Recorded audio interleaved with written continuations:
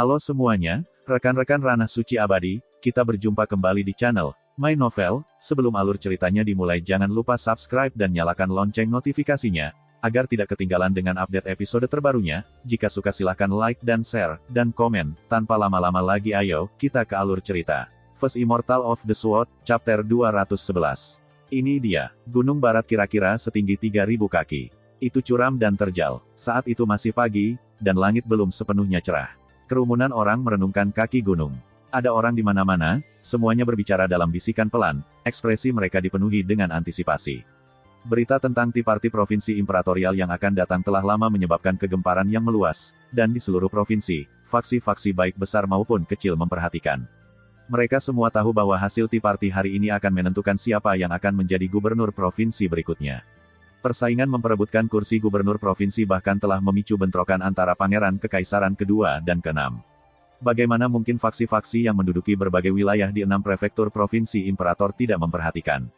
Penunjukan gubernur baru pasti akan mengguncang segalanya, ini akan mempengaruhi mereka semua. Sekelompok tentara elit tentara skala merah berjaga di dekat pintu masuk ke jalur gunung. Mereka semua mengenakan Red Scale Armor, dan mereka masing-masing membawa Red Scale Sabre. Formasi mereka padat seperti hutan, khusyuk, dan menakutkan. Dan orang yang bertanggung jawab atas pos terdepan ini tidak lain adalah komandan tentara termuda dari 10.000 orang, Yuan Loyu. Ayah dan yang lainnya juga ada di sini. Yuan Loyu tiba-tiba menyadari bahwa ayahnya, Yuan Wutong, dan adik perempuannya, Yuan Luoxi, mendekat dari tidak jauh. Ini adalah reuni kerabat dekat, tetapi Yuan Loyu hanya mengangguk untuk memberi salam. Dia sekarang menjadi komandan tentara skala merah. Dia harus tetap hadir dan waspada setiap saat. Yuan Wutong tersenyum tipis, lalu berkata kepada Yuan Luoxi, kakak keduamu melakukannya dengan cukup baik untuk dirinya sendiri. Yuan Luoxi mengangguk dengan bingung, dan matanya yang indah dengan cepat menyapu area itu, sepertinya dia sedang mencari seseorang. Bagaimana bisa Tuan Su muncul di sini?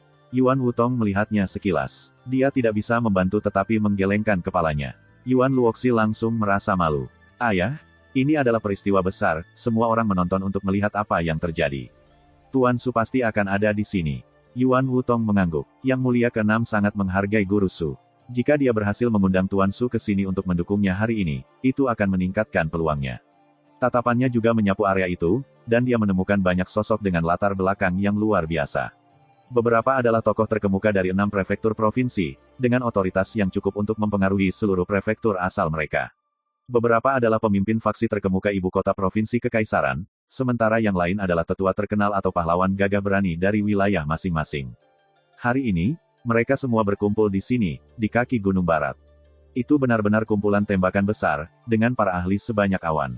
Hanya menyaksikan skala besar dari semuanya mengirim gelombang ke hati Yuan Wutong. Itu adil untuk mengatakan bahwa dia adalah pemain besar di ibu kota prefektur Clue Driver, tetapi di sini, angka-angka levelnya ada di mana-mana. Apakah kamu tahu mengapa kakak laki-laki tertuamu bersikeras untuk menjelajah ke ibu kota Giok? Dia berkata, terdengar cukup emosional. Itu karena hanya dengan pergi dia bisa mengerti betapa luasnya dunia ini sebenarnya. Bakat dan potensinya mungkin menantang surga, tetapi jika dia tetap berada di tempat kecil seperti kota prefektur Clue Driver selamanya, mereka akan terkubur. Yuan Luoxi hanya setengah mengerti, tapi Yuan Wutong tidak menjelaskan lebih jauh. Dunia selalu seperti itu, selalu ada gunung yang lebih tinggi untuk didaki. Seberapa makmur ibu kota prefektur Clue Driver? Namun dari perspektif ibu kota provinsi imperator, itu hanyalah ibu kota salah satu dari 6 prefektur tersebut. Demikian pula, menurut standar Zhou Agung secara keseluruhan, ibu kota provinsi imperator hanyalah jantung dari satu provinsi. Itu jauh dari sebanding dengan ibu kota Giok. Jika Anda melangkah mundur dan memeriksa benua Azure secara keseluruhan, Zhou Agung sendiri hanyalah salah satu dari lebih dari 100 negara. Oleh karena itu, tidak dapat dielakkan bahwa semakin tinggi posisi Anda, semakin Anda sadar bahwa selalu ada surga di balik langit. Selalu ada seseorang yang lebih kuat di luar sana. Paman Ying, acara seperti Tea Party hari ini benar-benar langka. Sementara itu, Huayan, pemilik paviliun batu emas cabang provinsi imperatorial yang cantik, juga berdiri di kaki gunung. Riasannya halus dan elegan, dan dia memiliki aura yang bermartabat dan lembut, memberinya pesona yang khas. Penatua berambut putih, Paman Ying, menghela nafas dengan emosi. Melihat situasinya, tampaknya lebih dari setengah tokoh terkenal provinsi telah berkumpul di sini, termasuk dari 6 prefektur serta ibu kota provinsi. Saya mendengar bahwa pangeran kedua memiliki sekitar 90% peluang kemenangan. Bahkan laporan paviliun 10 arah menunjukkan bahwa pangeran ke-6 hampir pasti kalah, bisik Huayan. Paviliun 10 arah juga berpikir begitu. Paman Ying tampak bereaksi. Paviliun 10 arah terkenal di seluruh negeri karena jaringan informasinya. Jika faksi misterius ini berani membuat pernyataan seperti itu, kemungkinan mereka memiliki akses ke informasi yang belum diketahui orang lain. Itu benar, kata Huaiyan, matanya berkedip dengan cahaya aneh. Selanjutnya, menurut penyelidikan mereka, kartu truf terbesar Pangeran ke-6 adalah seorang pemuda bernama Sui. Sui, Paman Ying tampak agak bingung. Huaiyan menggelengkan kepalanya. Saya belum pernah bertemu dengannya, tetapi laporan Paviliun 10 arah mengatakan bahwa dia sangat mengesankan.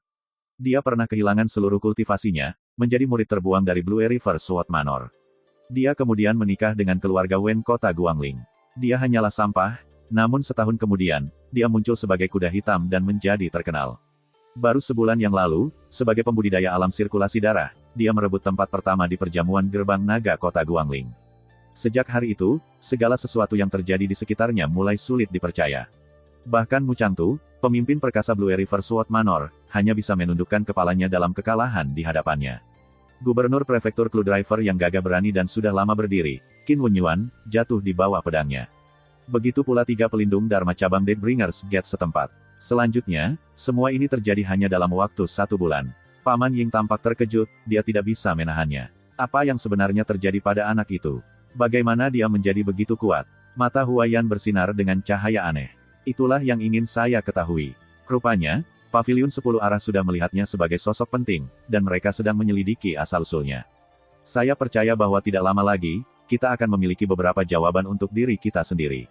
Paman Ying terdiam beberapa saat, lalu berkata, tetapi bahkan jika Sui lebih kuat, dia masih satu orang.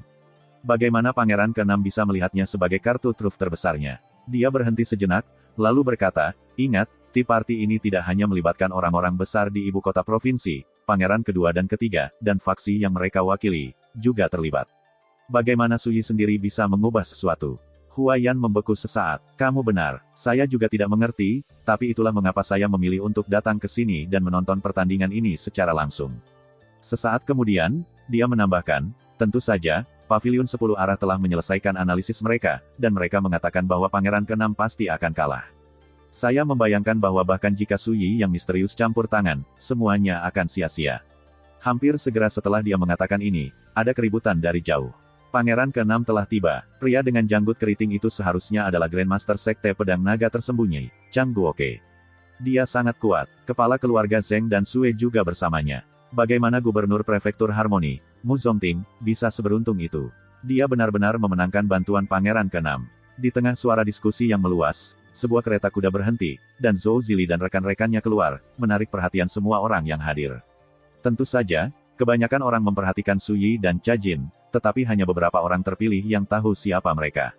Ayah, lihat, ini Tuan Su. Mata Yuan Luoxi berbinar senang. Yuan Wutong langsung memegang lengannya, dan dia berbisik, kendalikan, nak. Ini bukan acara biasa, kita bisa pergi menyambutnya setelah Tea Party berakhir. Di dalam, emosi aneh menjalari dirinya. Berapa banyak waktu dan usaha yang dilakukan Yang Mulia ke-6 untuk meyakinkan Tuan Su untuk memberikan bantuannya. Jangan bilang dia Su Yi. Ketika Huaiyan melihat pemuda berbaju biru menemani putri ke-6, dia tercengang, dan matanya yang indah melebar. Beberapa hari yang lalu, dia menyambut pemuda itu, dan dia sangat tertarik padanya. Namun, dia tidak akan pernah menduga bahwa dia kemungkinan besar adalah rumor Su Yi yang misterius. Paman Ying tercengang. Nona, Anda mengenalinya. Huaiyan berbisik, apakah Anda ingat kejadian yang saya ceritakan? Belum lama ini, seseorang datang dengan senjata milik 3 pengikut tingkat Grandmaster Pangeran ketiga. Dia ingin menjualnya ke Paviliun Goldstone kami. Pada saat itu, saya berasumsi bahwa pemuda yang dimaksud hanya membuang barang curian, tetapi sekarang, sepertinya kita semua salah. Begitu pikiran ini muncul di benaknya, emosi yang tak dapat dijelaskan muncul di dalam dirinya. Paman Ying tampak tercengang. Dia tersentak, maksudmu anak laki-laki itu adalah pemuda yang sama yang menemani Pangeran ke-6 sekarang. Su Yi. Betul sekali, itu dia. Mata Huaiyan berkilat seolah-olah dia telah menemukan rahasia yang mengejutkan. Ketika dia selanjutnya berbicara, suaranya mengungkapkan kegembiraannya. Dari sini, aku bisa menyimpulkan bahwa 3 pengikut Pangeran ketiga kemungkinan besar tewas di tangan Su Yi. Dia pernah mencoba mengeluarkan nama Su Yi dari Cha Jin, tapi Cha Jin menolak untuk menjawab. Sekarang, semuanya jelas baginya. Baru saat itulah Paman Ying bereaksi. Matanya berkilat, dan dia berkata, anak itu benar-benar galak. Dia mengalahkan Mu Changtu dari Blue River Sword Manor, membunuh Gubernur Prefektur Qin Wenyuan, melenyapkan 3 pelindung Dharma dari gerbang pembawa kematian, dan sangat mungkin bahkan 3 dari pengikut tingkat Grandmaster Pangeran ketiga. Aku hampir tidak berani mempercayainya. Itulah yang membuatnya menarik. Mata Huayan bersinar dengan harapan. Saya semakin penasaran untuk melihat bagaimana Tea Party hari ini. Kemudian, di bawah tatapan yang tak terhitung jumlahnya, Su Yi dan teman-temannya berjalan menuju kaki gunung. Salam, Yang Mulia ke-6. Salam, Tuan Su. Yuan Loyu dengan sungguh-sungguh menggenggam tinjunya dengan hormat. Ketika dia melihat Su Yi, sedikit kegembiraan melintas di wajahnya. Dia tidak menyangka, keabadian yang jatuh, yang sangat mampu ini muncul hari ini. Su Yi melirik Yuan Loyu. Jika Anda memiliki waktu luang, Anda dipersilakan untuk datang ke House of Waveswap Rocks dan minum. Yuan Loyu terlalu senang untuk setuju. Ketika mereka melihat ini, prajurit tentara skala merah lainnya tidak bisa menahan diri untuk tidak mengangkat alis mereka. Mereka semua sedikit ingin tahu tentang asal-usul Su Yi. Dengan satu pengecualian, salah satu prajurit memiliki ekspresi konflik di wajahnya. Dia dengan halus menundukkan kepalanya, hatinya dipenuhi dengan kepahitan yang tak terlukiskan dan rasa kekalahan. Prajurit ini tidak lain adalah Mo Tianling. Pria yang, setelah diusir dari Blue River Sword Manor, terdaftar di tentara skala merah. Kemudian, dalam pertempuran terakhir perjamuan gerbang naga kota Guangling, Su Yi benar-benar mengalahkannya. Waktu berlalu dengan cepat, tetapi itu hanya sekitar 1 bulan. Mo Tianling masih hanya seorang pemimpin 1000 orang, sementara Su Yi sudah berjalan berdampingan dengan Pangeran ke-6. Bagaimana mungkin Mo Tianling gagal menyadari bahwa Su Yi telah meninggalkannya dalam debu? Hanya ketika lawan Anda begitu superior sehingga Anda hanya bisa menatap mereka dari jauh, Anda akan memahami kepahitan dan keputusasaan semacam itu. Tapi kemudian, tidak ada yang memperhatikan perilaku Mo Tianling yang tidak biasa, Su Yi juga tidak memperhatikan pria yang pernah dia kalahkan. Dia selalu seperti itu, dia tidak pernah bisa diganggu untuk mengingat angka-angka yang tidak penting seperti itu. First Immortal of the Sword, Chapter 212. Puncak Gunung Barat, hutan jarum pinus berdesir di lautan awan yang bergolak. 2 set meja dan kursi berdiri di tempat terbuka, saling berhadapan.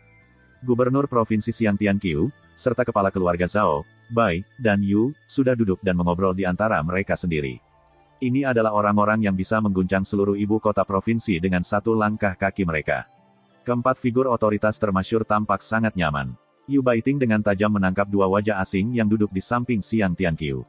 Salah satunya adalah seorang penatua berambut putih yang lusuh karena cuaca. Dia memiliki penampilan yang sederhana, dan dia mengenakan jubah Taois bermotif angin dan api.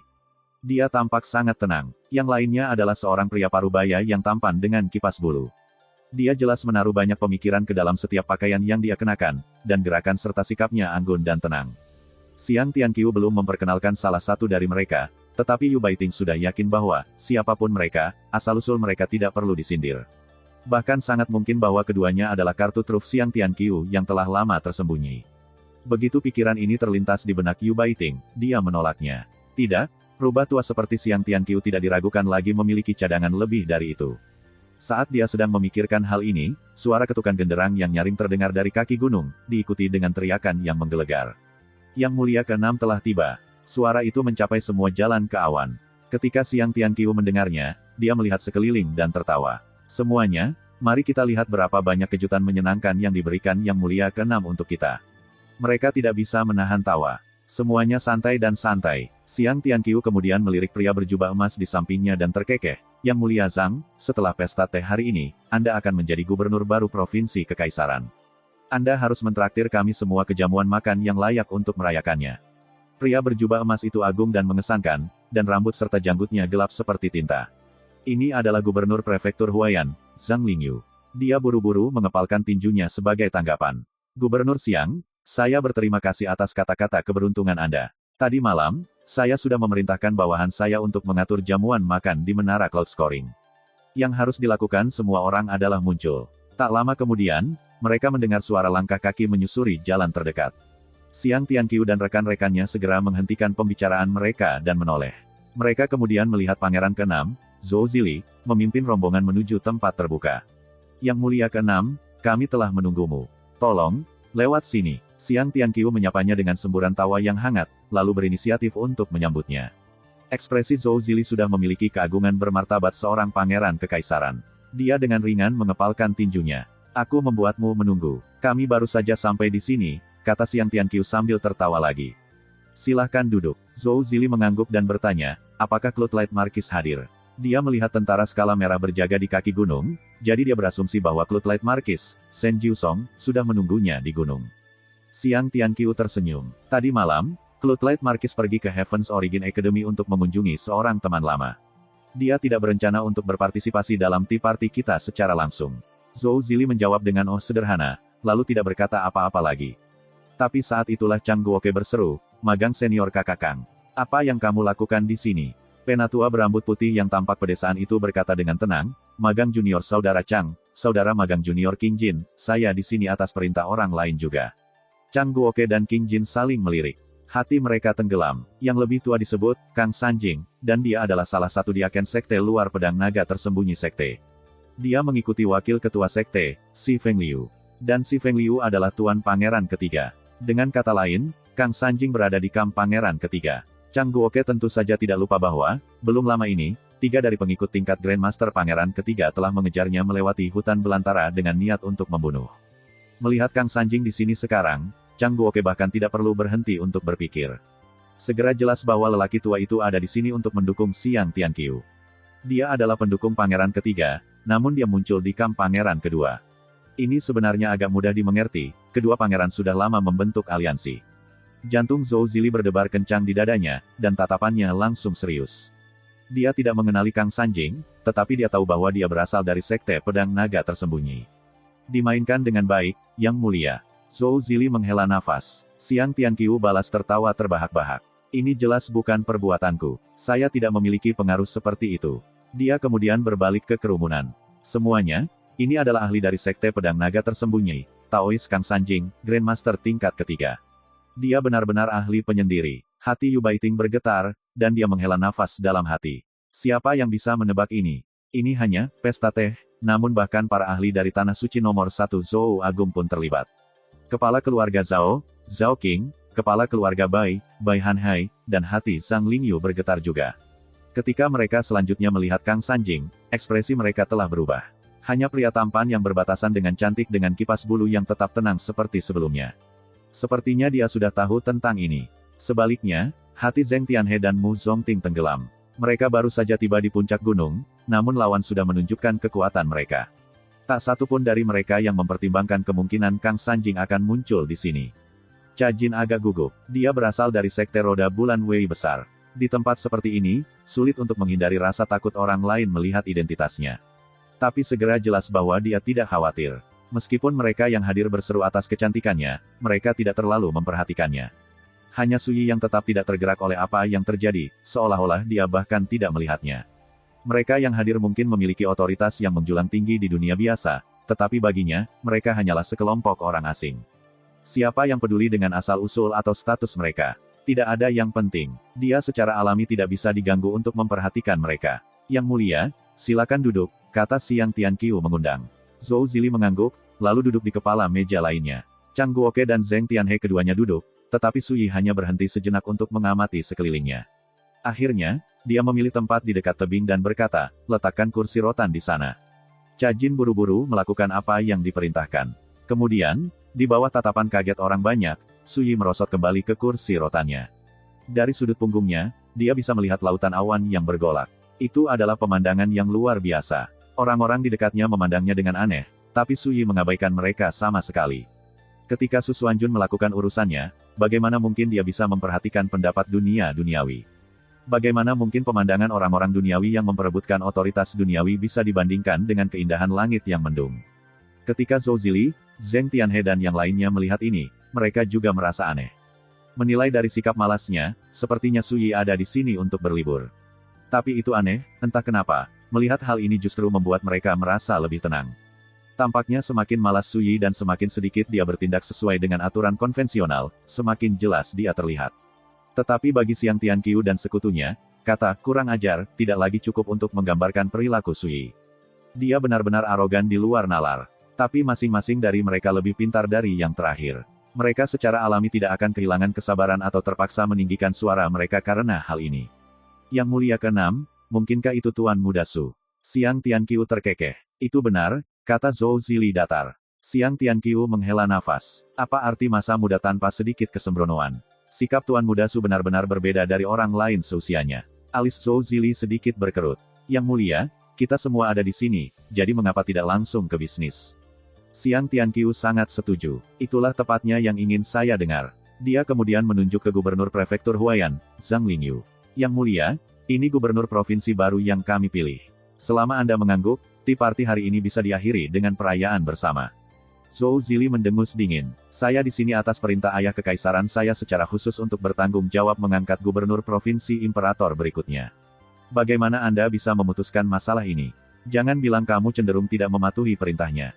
Xiang Tianqiu sempat tertegun. Lalu, dia tertawa. Tapi setahu saya, Yang Mulia juga mengatakan bahwa jika Yang Mulia kedua memiliki kandidat yang cocok, dia dapat merekomendasikan mereka untuk bersaing memperebutkan posisi itu. Dan Zhang Lingyu yang terhormat adalah pria yang dipilih oleh Yang Mulia kedua. Dia berpengalaman, kuat, dan mahir dalam pemikiran strategis. Tidak ada yang lebih cocok untuk peran gubernur provinsi selain dia. Zhou Zili menanggapi dengan acuh tak acuh. Cara saya melihatnya, Mu Zongting adalah kandidat yang unggul. Saat mereka berbicara, mereka saling menatap belati. Suasana di seluruh tea party langsung tertahan. Hanya Su Yi yang sepertinya tidak menyadarinya. Dia hanya bersandar di kursinya, menyesap anggur dan mengemil minuman yang telah disiapkan Cha Jin saat dia mengagumi lautan awan yang luas dan cahaya matahari terbit yang kabur dan bercahaya. Dia benar-benar santai dan nyaman. Yang Mulia ke-6, bagaimana kalau kita mengungkapkan semuanya secara terbuka? Tampaknya, mengingat situasinya, Anda tidak lagi memiliki kesempatan untuk memilih Mu Zongting sebagai gubernur provinsi. Xiang Tianqiu menatap tajam ke arah pangeran dan tersenyum. Pada saat yang sama, aku tidak punya keinginan untuk merusak hubungan kita. Bagaimana kalau kamu mundur selangkah? Dia berbicara dengan keyakinan penuh, ekspresinya dipenuhi dengan kepercayaan diri dan penghinaan, seolah-olah dia tahu dia sudah memiliki ini di dalam tas. Zhou Zili mendengus dingin. Kenapa kamu tidak mundur? Senyum Xiang Tianqiu langsung memudar, dan dia menghela nafas. Saya menghormati Anda, Yang Mulia, tetapi jika Anda bersikeras membuat ini sulit, kita harus berdebat untuk apa yang benar. Zhou Zili mencibir. Cukup, jatuhkan omong kosong. Cepat dan tunjukkan kartu Anda. Jika saya bisa melawan mereka, maka saya minta maaf, tetapi Anda tidak dapat memutuskan pengganti Anda. Xiang Tianqiu tidak bisa menahan tawa. Yang Mulia, Anda terus terang dan to the point. Dalam hal ini, saya minta maaf atas ketidaknyamanan apapun. Dia kemudian melirik kepala keluarga Sue, Sue Ningyuan. Kakak Sue, bisakah kamu bergabung denganku di sini? Zhou Zili dan teman-temannya tertegun sejenak. Kemudian, ekspresi mereka berubah. Mereka hanya bisa menyaksikan Sue Ningyuan bangkit, menghela nafas, mengepalkan tinjunya, dan berkata, Yang Mulia ke-6, bukannya aku tidak mendukung caramu melakukan sesuatu, tapi aku benar-benar berpikir bahwa kandidat pilihan pangeran kedua, Zhang Lingyu, adalah pilihan terbaik untuk posisi tersebut. Hanya satu deklarasi sederhana, namun seluruh tempat terdiam. Ekspresi Zhou Zili dan sekutunya berubah secara tidak menentu, mereka semua tertangkap basah. Tak satu pun dari mereka yang bisa mengantisipasi bahwa kepala keluarga Sue telah lama mengkhianati mereka dan memilih untuk bergabung dengan Kam Pangeran kedua sebagai gantinya. Ketika Yu Baiting melihat ini, dia hanya bisa melirik Xiang Tianqiu sekali lagi. Jadi, si rubah tua menyembunyikan kartu seperti ini di lengan bajunya. Ketika dia melihat Sue Ningyuan melanjutkan ke sisi lawan, ekspresi Zhou Zili langsung menjadi gelap. Sue Ningyuan, kamu adalah kepala keluargamu, namun kamu mengingkari kata-katamu. Anda berubah-ubah dan tidak setia. Apakah kamu tidak takut dengan ejekan dunia? Sue Ningyuan yang anggun dan terpelajar menghela nafas. Seekor burung yang baik dengan hati-hati memilih tempat membangun sarangnya. Demikian pula, orang bijak dengan hati-hati memilih pelindungnya. Saya memikul tanggung jawab untuk seluruh keluarga Sue di pundak saya. Saya tentu saja tidak bisa mengikuti Anda ke jalan yang tidak bisa kembali. Dia berhenti, lalu berkata dengan ringan, Yang Mulia, orang bijak beradaptasi dengan keadaan. Anda juga dapat melihatnya, saat ini Anda berada dalam posisi yang kurang menguntungkan. Kenapa tidak mundur? Pertama kau mengkhianatiku. Sekarang, Anda menyuruh saya untuk menundukkan kepala dan tunduk. Zhou Zili sangat marah sehingga dia tertawa. Yang Mulia, kemarahan tidak akan menyelesaikan masalah Anda. Sebagai Sue Ningyuan, dia menunjuk ke sisi tebing, tempat Su Yi sedang berbaring. Suaranya penuh dengan penghinaan. Atau apakah Anda akan memberitahu saya bahwa Anda benar-benar berpikir bahwa Su Yi yang sombong, dan terkesan pada diri sendiri dapat membantu Anda membalikkan keadaan bahkan sekarang? Pikiran Set. Apa itu kipas bulu? Ini adalah kipas yang dibuat dengan bulu. Saya yakin Anda bisa menebak bagian itu, haha. Tapi apa yang mungkin tidak Anda ketahui adalah, Zhuge Liang, ahli strategi terkenal yang dipopulerkan dalam roman Tiga Kerajaan, dikenal suka membawanya kemana-mana. Berikut adalah gambar. Dan di sini. Apakah ini berarti orang ini adalah karakter Zhuge Liang? Apakah dia ahli strategi terkenal? Sehat, belum tentu, tapi dia setidaknya terlihat seperti itu. Ada juga kipas lipat yang dicat terbuat dari bulu dan terkadang tulang. Anda dapat membaca lebih lanjut tentang penggemar Cina di sini. First Immortal of the Sword, Chapter 213. Zhou Zili dan yang lainnya terpaku di tempat. Sue Ningyuan hanya bertemu Su Yi 2 kali, sekali tadi malam dan sekali pagi ini. Kedua kali, dia tampak sederhana dan sopan. Dia tidak menunjukkan tanda-tanda emosi yang tidak biasa. Siapa sangka dia tiba-tiba menghukum Su Yi karena kesombongannya. Sue Ningyuan tidak berusaha menyembunyikan rasa jijiknya, dia seperti orang yang sama sekali berbeda. Alis dicat Jajin menyatu, dan dia merasa agak tidak senang. Dia merasa sulit untuk membayangkan. Ini adalah kepala yang tinggi dan terhormat dari salah satu klan puncak ibu kota provinsi kekaisaran, namun dia mengubah nadanya begitu cepat. Su Yi tidak menghiraukan ini. Dia hanya terus minum, benar-benar santai. Namun, melihat ini hanya membuat Sue Ningyuan semakin tidak pendiam. Dia menghela nafas dan menggelengkan kepalanya. Beberapa saat yang lalu, Yang Mulia ke-6 dan saya pergi mengunjungi Su Yi ini. Saat itulah saya menemukan bahwa anak laki-laki itu menghina semua orang lain. Dia mungkin mampu, tetapi temperamen seperti itu pasti akan menyebabkan bencana. Namun Anda memperlakukannya sebagai tangan kanan Anda, Yang Mulia.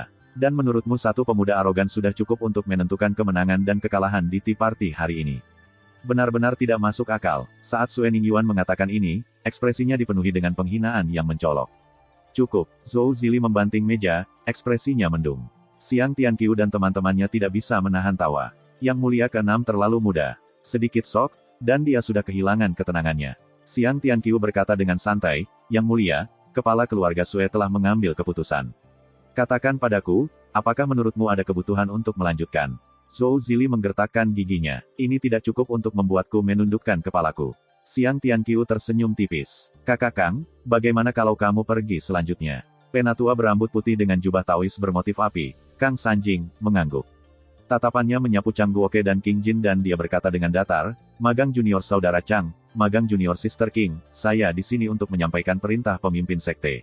Anda tidak diizinkan untuk ikut campur dalam konflik duniawi. Saat dia berbicara, dia mengeluarkan gulungan emas dari lengan bajunya dan berkata, ini adalah keputusan tulisan tangan pemimpin sekte. Bacalah, dan semuanya akan menjadi jelas. Dia mengguncang pergelangan tangannya, dan gulungan itu terbang di udara. Chang Guoke membukanya, lalu langsung terdiam. Apakah itu benar-benar keputusan pemimpin sekte? King Jin tidak bisa tidak bertanya. Raut wajah cantiknya berubah tak menentu. Chang Guoke mengangguk. Zhou Zili merasa seperti disambar petir. Pikirannya berdengung, dan segalanya tampak menjadi gelap. Chang Guoke adalah salah satu pilar pendukung utamanya. Zhou Zili tidak akan menyangka bahwa sebuah dekrit akan membuat Chang Guoke keluar dari permainan bahkan sebelum dia bisa mengungkapkan kekuatannya. Untuk sesaat, Zhou Zili hanya berdiri di sana, benar-benar bingung. Tidak ada keraguan tentang hal itu, lawannya sudah lama memahami setiap kartu di tangannya, jadi mereka memiliki tindakan pencegahan yang dirancang khusus untuk menargetkan mereka, satu persatu. Zheng Tianhe juga menyadari bahwa ini tidak terlihat bagus, dan ekspresinya penuh dengan ketidakpastian. Sue Ningyuan telah mengkhianati mereka. Sebuah keputusan telah membuat Chang Guoke dan King Jin tidak beraksi. Siapa yang tidak akan tercengang setelah melakukan dua pukulan seperti itu secara berurutan? Jajin menyaksikan permainan ini dari jauh. Bahkan dia menghela nafas. Dia mengingat evaluasi Su Yi sebelumnya, dan seperti yang dikatakannya Zhou Zili terlalu tidak berpengalaman. Dia bukan tandingan lawannya yang lebih berpengalaman, dan kekalahannya tak terelakkan. Itu terjadi tepat di depan mereka. Namun, Jajin sudah mengingat pernyataan Su Yi yang lain, dengan aku di sini, dia akan merasa sulit untuk kalah meskipun dia menginginkannya. Jika kamu punya yang lain, silakan dan gunakan itu. Zhou Zili menggertakkan giginya, matanya bersinar dengan kemarahan dan kebencian yang tidak bisa disembunyikan. Sepertinya dia tidak bisa mengendalikan emosinya. Ketika mereka melihat ini, Xiang Tianqiu dan yang lainnya tidak bisa menahan tawa dan menggelengkan kepala. Pangeran ke-6 terlalu terburu nafsu dan pemarah. Dia bahkan tidak bisa mengontrol ekspresi wajahnya, dia terlalu berpengalaman. Kami membuang waktu kami menyiapkan begitu banyak kartu truf. Siapa yang mengira penampilannya akan sangat menyedihkan? Kepala keluarga Zheng, Yang Mulia menyuruh saya untuk menyampaikan pesan kepada Anda atas namanya, kata Xiang Tianqiu dengan dingin. Zheng Tianhe bergetar. Apakah sekarang giliranku? Dia mengambil napas dalam-dalam, lalu berkata dengan dingin, tolong, silakan. Xiang Tianqiu berkata dengan sungguh-sungguh, Yang Mulia pernah memutuskan bahwa kerabat jauh dari keluarga kekaisaran tidak boleh ikut campur dalam urusan kekaisaran, dan mereka tentu saja tidak ikut campur dalam persaingan memperebutkan tahta. Jangan bilang kamu lupa. Nada suaranya kasar. Zheng Tianhe bergetar, dan alisnya langsung berkeringat dingin. Sebenarnya, dia hanyalah sepupu ibu Zhou Zili, semacam paman. Dia tidak benar-benar berhubungan dengan kaisar, bahkan tidak jauh. Selain itu, banyak kerabat kekaisaran terlibat dalam politik Zhou Agung, meskipun di balik pintu tertutup. Kaisar saat ini sangat menyadari hal ini, dan dia selalu menutup mata terhadapnya. Tapi siapa yang akan membiarkan kelemahan yang begitu jelas menyelinap melalui jari-jari mereka? Selama pangeran kedua secara pribadi melaporkan hal ini kepada kaisar, Zheng Tianhe dan seluruh keluarganya akan mendapatkan jauh lebih banyak daripada yang mereka harapkan. Begitu dia menyadari ini, Zheng Tianhe merosot, dan dia merasa pahit. Dia tentu tidak mengantisipasi bahwa pihak lain akan menggunakan dekrit bahwa kerabat kekaisaran yang jauh dilarang untuk campur tangan dalam politik sebagai alasan. Tatapan Xiang Tianqiu kemudian kembali ke Zhou Zili. Sekarang membawa sedikit belas kasihan. Yang mulia, saya kira Anda juga tidak ingin melibatkan kepala keluarga Zheng. Ekspresi Zhou Zili sudah pucat pasi. Dia merasakan rasa penghinaan dan kekalahan yang tak tertahankan melalui dirinya. Yang mulia, apakah Anda ingin mendengar apa yang sebenarnya saya pikirkan? Xiang Tianqiu bertanya sambil bercanda. Ketika Zhou Zili tidak menanggapi, dia menghela nafas. Yang mulia, dengan temperamen Anda sama sekali tidak cocok untuk bersaing memperebutkan kekuasaan kekaisaran. Anda tentu tidak cocok untuk bersaing dengan Yang Mulia kedua. Saya dengan tulus mendorong Anda untuk mundur dan kembali ke ibu kota Giok. Menyerah pada perjuangan dan menjalani hari-hari Anda sebagai pangeran kekaisaran dalam kebebasan dan kebahagiaan. Bukankah itu lebih baik? Otot-otot wajah Zhou Zili berkedut hebat. Dia tiba-tiba membanting tinjunya ke meja, menghancurkannya, matanya merah. Ketika dia berbicara, dia berhenti untuk penekanan di antara setiap kata. Dan bagaimana jika aku tidak mundur? Apakah kamu benar-benar buta dengan situasimu saat ini? Atau seperti yang dikatakan kepala keluarga Sue, apakah Anda benar-benar berpikir Su Yi dapat membalikkan keadaan? Tertawa Xiang Tianqiu. Kenapa dia tidak bisa? Meludahi Zhou Zili melalui gigi yang dikertakkan. Sebenarnya, serangkaian kejutan demi kejutan yang tak henti-hentinya ini membuatnya sedih dan kalah. Dia sudah pada napas terakhirnya. Sampai-sampai dia curiga bahkan jika Su Yi naik panggung, dia tidak bisa mengubah apapun. Kalau begitu, izinkan aku untuk sepenuhnya menghilangkan kesalahpahaman itu. Xiang Tianqiu kemudian menoleh ke pria parubaya yang tampan dan cantik dengan kipas bulu. Dia berkata dengan tawa hangat. Semuanya, izinkan saya untuk memperkenalkan Anda. Ini Yue Changyuan. Dia adalah diaken dari keluarga Sujade Capital. Orang-orang memanggilnya, Raja Saber berwajah giok. Saudara Yue sama sekali tidak sederhana. Dia seorang Grandmaster di puncak tingkat kedua, dan 13 tahun yang lalu, dia berada di urutan kedua dalam ujian militer kekaisaran musim semi dan menerima audiensi pribadi dengan Yang Mulia. Ketika mereka mendengar itu, seluruh kerumunan tercengang. Keluarga Sudari Jade Capital. Mereka adalah klan besar dan perkasa yang berdiri di puncak Zhou Agung. Otoritas mereka cukup untuk mempengaruhi seluruh bangsa. Meskipun Yue Changyuan bukan Su Clansman, dia adalah Su Family Deccan, dan dia memiliki catatan yang sangat termasyur. Siapa yang berani memandang rendah dirinya? Beberapa saat sebelumnya, dada Zhou Zili penuh dengan kemarahan, penghinaan, dan kekalahan, tetapi ketika dia mendengar ini, dia tercengang. Mengapa keluarga Su ibu kota Giok terlibat dalam hal ini? Tunggu, keluarga Su. Zhou Zili langsung menyadari sesuatu, dan dia berbalik untuk melihat Su Yi. Pada saat yang sama, hampir semua tokoh berpengaruh yang hadir juga menghubungkan titik-titik tersebut. Segera, semua mata tertuju pada Su Yi. Semua orang tampak terperangah. Bahkan Cha Jin tertegun. Tuan muda itu bermarga Su. Jangan bilang. Tempat itu langsung jatuh ke dalam keheningan yang tidak wajar. Beberapa saat berlalu sebelum Su Yi akhirnya bereaksi. Masih bersandar ke kursinya, dia dengan halus menoleh dan menatap pria tampan dengan kipas bulu dengan tenang. Apakah kamu di sini untukku? Yue Changyuan duduk di sana, melambaikan kipasnya dan mendesah. Tuan muda ketiga, jika pangeran kedua tidak secara pribadi mengirim seseorang ke keluarga Su untuk menanyakan tentang Anda, kami tidak akan berani percaya bahwa Anda telah berubah begitu banyak dalam waktu hampir 1 tahun. Tuan muda ketiga, dengan satu-satunya pengecualian Xiang Tianqiu, kerumunan hampir tidak berani mempercayai telinga mereka. Semua dari mereka berakar ke tempat. Zhou Zili merasakan keinginan untuk menamparkan wajahnya sendiri.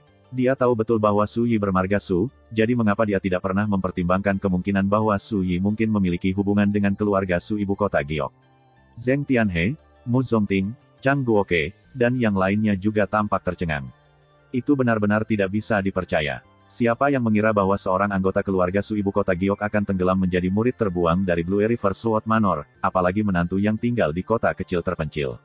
Ini, terlepas dari dirinya sendiri, ekspresi Yu Baiting berubah secara dramatis. Tuan muda ketiga dari keluarga Su.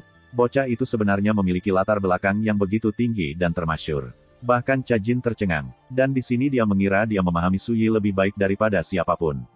Sekarang, dia tiba-tiba menyadari bahwa apa yang dia tahu hanyalah puncak gunung es. Ketika dia melihat keheranan orang banyak, Xiang Tianqiu tiba-tiba menggelengkan kepalanya dan tertawa. Semuanya, benar bahwa Su Yi adalah tuan muda ketiga dari keluarga Su di ibu kota Giok, tapi dia juga anggota keluarga yang paling dibenci.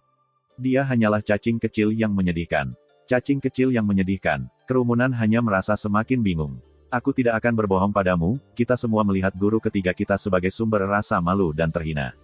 Kami selalu merahasiakan keberadaannya, sampai-sampai praktis tidak ada seorang pun di dunia luar yang tahu apa-apa tentang dia. Yue Changyuan menghela nafas. Bahkan aku merasa sulit untuk membicarakan hal ini, tapi aku sudah mengatakan banyak hal. Saya tidak keberatan mengatakan sedikit lagi. Semua orang menajamkan telinga mereka. Su Yi hanya memperhatikannya dengan tenang. Wajahnya tidak terlalu bergejolak karena emosi. Dia bahkan tidak mempertimbangkan untuk menghentikan Yue Changyuan, dia sebenarnya penasaran untuk melihat, setelah bertahun-tahun, bagaimana tepatnya keluarga Su memikirkannya. Yue Changyuan bersandar dengan santai ke kursinya, melambaikan kursi kulitnya, dan menghela nafas dengan ratapan. Mari kita katakan seperti ini. Kembali di keluarga Su, nama Su Yi adalah hal yang tabu. Tidak ada yang mau membahas dia.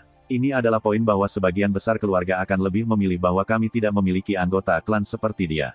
Ekspresi penonton berubah, menjadi sedikit aneh. Hati Yu Baiting bergetar setelah mendengar latar belakang Su Yi, tetapi dia perlahan-lahan menjadi tenang. Sekarang, ketika dia melihat Su Yi, tatapannya penuh rasa ingin tahu. Jadi ternyata dia yang ditolak keluarga.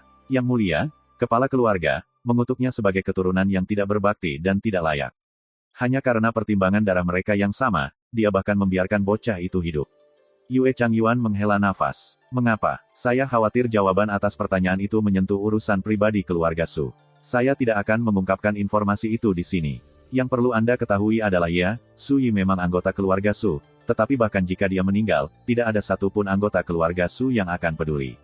Saat dia membuat pernyataan terakhir ini, suara Yue Changyuan dipenuhi dengan ketidakpedulian yang dingin dan kejam. Yu Baiting dan yang lainnya benar-benar santai. Cara mereka memandang Su Yi berubah, tatapan mereka sekarang membawa rasa kasihan bercampur dengan sedikit rasa jijik. Jadi, dia hanyalah cacing kecil yang menyedihkan yang dibuang keluarga Su. First Immortal of the Sword, Chapter 214. Matahari terbit yang mempesona menyinari lautan awan, tetapi atmosfer di atas gunung barat terasa aneh dan mencekik. Cara Xiang Tianqiu dan teman-temannya melihatnya, kata-kata Yue Changyuan telah secara efektif mengungkap semua rahasia Su Yi. Menghadapi Su Yi sekarang, sikap semua orang sudah berubah. Zhou Zili, Zheng Tianhe dan sekutu mereka bingung. Mereka baru saja mengetahui betapa suramnya posisi Su Yi sebagai tuan muda ketiga dari keluarga Su. Tapi Cha Jin semakin bingung. Setelah mengetahui latar belakang Su Yi, dia berasumsi bahwa Su Yi kemungkinan besar memiliki begitu banyak kemampuan rahasia yang luar biasa karena hubungannya dengan keluarga Su. Tapi sekarang tampak jelas bahwa bukan itu masalahnya. Itu berarti Su Yi pasti memiliki rahasia tambahan, rahasia yang tidak diketahui orang lain bahkan sampai sekarang. Ketika dia mempertimbangkan hal ini, Cha Jin hanya bisa mengeluh dalam hati. Tuan muda, berapa banyak rahasia yang Anda sembunyikan? Sementara itu, saat Su Yi menyaksikan semua permainan ini, dia tetap acuh tak acuh seperti biasanya. Dia tidak terlalu banyak menggeser kursi rotannya. Namun, dalam hatinya, dia menghela nafas. Tidak heran bahkan setelah membangkitkan kembali kenangan kehidupan masa laluku, obsesi ini tetap ada di hatiku. Tidak heran saya masih dipenuhi dengan kebencian terhadap keluarga Su ibu kota Giok. Ternyata, bahwa di mata mereka, aku begitu menyedihkan. Tapi itu baik-baik saja. Suatu hari nanti, aku akan pergi ke Jade Capital, memutuskan obsesi ini, dan menyelesaikannya. Sedikit cahaya pembunuh melesat melalui kedalaman tatapannya, tapi itu hilang secepat itu muncul. Xiang Tianqiu terkekeh dan menatap Zhou Zili. Yang mulia, sekarang, tidak ada yang tersisa selain Mu Zongting. Jika Anda masih menolak untuk menundukkan kepala, kami tidak punya pilihan selain mengikuti aturan lama Zhou Agung dan memutuskan ini melalui kekuatan militer. Setelah pendiriannya, Zhou Agung menyatakan aturan sederhana, ketika kontroversi yang tidak dapat diselesaikan muncul dalam urusan pemerintahan, kekuatan militer akan menentukan kemenangan dan kekalahan. Ini mungkin tampak sedikit biadab, tapi ini adalah negara biasa di mana para pejuang sangat dihormati. Benturan tinju tidak diragukan lagi merupakan metode paling sederhana dan paling efektif untuk menyelesaikan perselisihan. Tentu saja, Faksi-faksi dan tokoh-tokoh berpengaruh yang sudah lama berdiri di negara ini tidak akan membuang semua kepura-puraan keramahan kecuali mereka benar-benar harus melakukannya. Ambil sekarang, misalnya, apapun yang mungkin Anda katakan tentang dia, Zhou Zili masih seorang pangeran kekaisaran. Xiang Tianqiu hanya bisa meningkatkan tekanan padanya, selangkah demi selangkah. Dia tidak mau menggunakan kekuatan kecuali semuanya gagal. Dan sekarang, sebuah dekrit telah mencegah Chang Guoke dan King Jin untuk campur tangan. Sue Ningyuan telah memilih untuk mengkhianati mantan sekutunya. Status Zheng Tianhe sebagai kerabat jauh dari keluarga kekaisaran telah membuatnya keluar dari permainan. Bahkan asal-usul Su Yi telah ditelanjangi. Melihat Zhou Zili sekarang, dia tidak punya siapa-siapa selain Mu Zongting. Tidak diragukan lagi ini adalah waktu untuk memutuskan apakah akan menggunakan kekuatan militer atau tidak. Zhou Zili terdiam, dan ekspresinya berubah dengan tidak pasti. Dia tanpa sadar melirik Su Yi. Sang pangeran tampak sedih dan kalah, tetapi juga sedikit berharap dan penuh harap, seperti orang yang hampir tenggelam dan mencengkeram sedotan dengan putus asa. Rasionalitasnya mengatakan kepadanya bahwa menyerah dengan tegas adalah hal paling cerdas yang bisa dia lakukan, tetapi dia tidak mau. Jika dia hanya menundukkan kepalanya, dia hanya akan menjadi batu loncatan bagi saudara laki-lakinya yang kedua, dan akan jauh lebih sulit baginya untuk bangkit kembali. Akibatnya, dia meletakkan semua harapannya yang tersisa di pundak Su Yi. Dia tahu itu tidak rasional, tetapi dia masih ingin mengambil taruhan ini. Namun, Su Yi hanya bertanya, setelah mengalami kesengsaraan ini, beritahu saya, menurut Anda mengapa Anda kalah? Zhou Zili terdiam beberapa saat, lalu berkata dengan getir, aku kalah dalam banyak hal. Saya gagal menyadari kerumitannya. Su Yi menggelengkan kepalanya. Tidak, kamu kalah karena kamu terlalu lemah. Dengan itu, dia bangkit dari kursi anyamannya dan mengalihkan pandangannya ke semua orang yang hadir, sedikit ejekan menarik bibirnya. Dengan kekuatan yang cukup, apa perlunya mengatur pesta teh yang tidak masuk akal hanya untuk berurusan dengan sekelompok ayam tanah liat dan anjing porselen? Anda bisa menekan oposisi dan menyelesaikannya. Itu hanya satu pernyataan sederhana, santai, tanpa beban, namun terlihat sangat bangga dan menghina. Sepertinya Su Yi tidak menganggap serius Xiang Tianqiu dan sekutunya. Menanggapi sikap sombong Su Yi, ekspresi Xiang Tianqiu dan teman-temannya menjadi gelap. Seberapa tinggi status mereka, salah satu dari mereka bisa mengguncang seluruh provinsi dengan satu langkah kaki mereka. Kapan ada yang pernah melihat mereka sebagai ayam tanah liat atau anjing porselen? Hanya mata Cha Jin yang menyala, dan hatinya dipenuhi dengan kegembiraan. Apakah Tuan Muda akhirnya akan mengambil tindakan? Tuan Muda ketiga, saya sudah mendengar sedikit tentang apa yang telah Anda lakukan, dan saya tahu bahwa kultivasi Anda belum pulih. Mereka mengatakan Anda sudah memiliki kultivasi ki akumulasi realem dan kekuatan yang cukup untuk bersaing dengan Grandmaster. Tetapi apakah Anda benar-benar berpikir bahwa sedikit keterampilan yang remeh itu berarti Anda bisa begitu kurang ajar? Yue Changyuan mendengus dingin, lalu berdiri dan mengarahkan kipas bulunya ke Su Yi. Jangan lupa apa yang pernah dikatakan kepala keluarga kepada Anda, jika Anda berani menggunakan nama keluarga Su untuk tujuan Anda sendiri, segera eksekusi. Hati Xiang Tianqiu dan sekutunya bergetar. Seberapa besar kepala keluarga Su harus membenci putranya karena telah mengeluarkan perintah tak berperasaan seperti itu. Tapi deklarasi ini juga membuat mereka bersemangat. Mereka semua mengerti sedikit tentang Su Yi. Mereka tahu bahwa meskipun dia terlihat muda, dia sebenarnya sangat kuat. Tetapi dengan pernyataan kepala keluarga Su, selama Su Yi terlibat dalam hal ini, dia secara efektif tidak mematuhi perintah ayahnya. Kemudian, mereka pasti akan memburunya. Hati Zhou Zili tenggelam. Kata-kata kepala keluarga Su Hongli selalu memiliki bobot yang sangat besar. Karena dia membuat pernyataan seperti itu, dia pasti berani melaksanakannya. Dalam keadaan seperti ini, bukankah meminta Su Yi untuk membantunya tidak berbeda dengan membuatnya berselisih dengan keluarganya? Kakak Su, Zhou Zili tidak bisa menahan diri untuk tidak memanggilnya. Namun, Su Yi segera memotongnya. Apakah menurutmu aku takut dengan keluarga Su dari Jade Capital? Ekspresi Zhou Zili membeku. Yue Changyuan sangat marah sehingga dia tertawa. Tuan Muda ketiga, jika anggota klan yang lain mendengarmu mengatakan itu, mereka hanya ingin mengulitimu hidup-hidup. Saya mendorong Anda untuk menjadi baik dan tetap tinggal. Jangan melakukan sesuatu yang bodoh dan bodoh, atau yang lain. Su Yi meliriknya. Atau apa? Niat membunuh muncul di wajah Yue Changyuan. Tuan Muda ketiga, pertimbangkan konsekuensinya dengan hati-hati. Setelah kita mengambil tindakan, hentikan ocehan tak berujung ini. Su Yi mengerutkan kening dan memotongnya. Berlututlah, atau aku akan memberimu kematian. Memilih. Seluruh puncak gunung menjadi sunyi senyap, Anda bisa mendengar pin drop. Tak satu pun dari mereka yang mengira Su Yi akan begitu mendominasi. Dia bahkan tidak menganggap serius Yue Changyuan, perwakilan keluarga Su yang mulia. Tapi Zhou Zili merasa seolah darahnya mendidih. Rasa kekalahan dan penghinaannya, Kekhawatiran dan keputusasaannya, semuanya tampak menyebar ke angin, digantikan dengan kegembiraan yang tak terlukiskan. Melihat sikap Suyi yang tak kenal takut dan lalim membantu Zhou Zili mengambil keputusan. Kali ini, dia akan bertindak gila juga. Dia akan bertarung dengan semua yang dia miliki, terlepas dari apakah dia menang atau kalah. Ekspresi sang pangeran gelap dan mengesankan.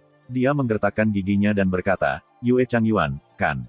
Haruskah saya, Zhou Zili, suatu hari naik ke tampuk kekuasaan, saya tidak akan membiarkan Anda atau siapapun yang dekat dengan Anda pergi, tidak ada pengecualian.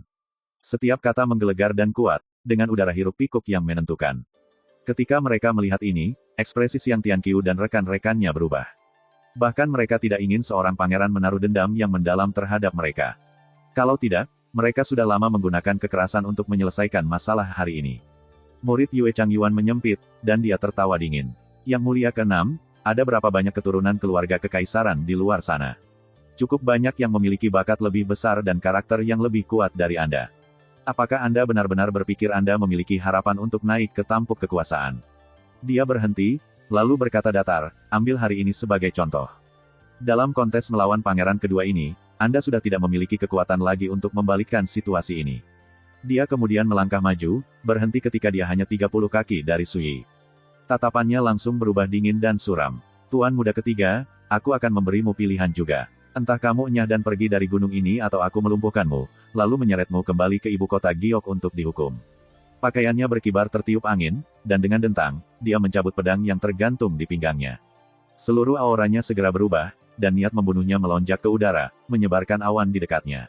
Tatapan semua orang berkumpul padanya. Suyi langsung tertawa terbahak-bahak, lalu berbalik untuk melihat Cajin. Awasi kursi saya, jangan biarkan angin meniupnya dari tebing.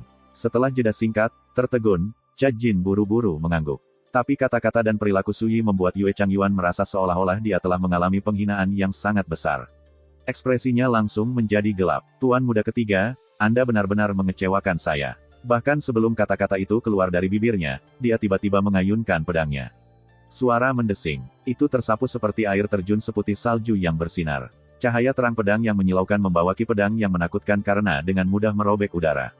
30 kaki antara Yue Changyuan dan Suyi sekarang hanyalah ki pedang bercahaya dan ketajaman tak terbatas. Ketika Xiang Tianqiu melihat ini, bahkan dia tidak bisa membantu tetapi terlihat terpana. Inilah yang mereka maksudkan ketika mereka mengatakan ketika seorang profesional mengambil tindakan, kebenaran dari kemampuan mereka segera terlihat. Serangan tunggal ini adalah tampilan penuh dari bantalan dan keterampilan Jade Face Saber Monarch, serta fondasinya sebagai orang yang pernah menempati posisi kedua dalam ujian bela diri kekaisaran. Kau membuang hidupmu. Tatapan Suyi tenang dan acuh tak acuh. Dia mengulurkan jarinya dan menjentikkan. Itu adalah kekuatan satu jari yang sederhana dan bersahaja, namun itu memukul seperti palu yang tidak dapat diblokir, membanting ke dalam ki pedang yang tajam, menyapu, dan tampaknya tak terhentikan. Segera setelah itu, serangkaian dentuman yang padat meledak. Semua saber ki sepanjang 30 kaki, serangan yang telah dia lakukan pada seluruh kultivasi tingkat Grandmaster-nya, hancur dan meledak. Energi memercik, lalu menyebar seperti hujan. Pada saat yang sama, Suyi melangkah maju dan mengulurkan jarinya seolah itu adalah pedang. Dia membelah udara. Astaga, garis cahaya melintas seperti sambaran petir yang tiba-tiba. Gumpalan pedang ki yang ringan dan halus terbang di udara, memancarkan kekuatan Dao yang menarik bercampur dengan petunjuk halus dari pesona Grand Dao yang tidak dapat dipahami. Rambut Yue Changyuan berdiri tegak, dan ekspresinya berubah secara dramatis.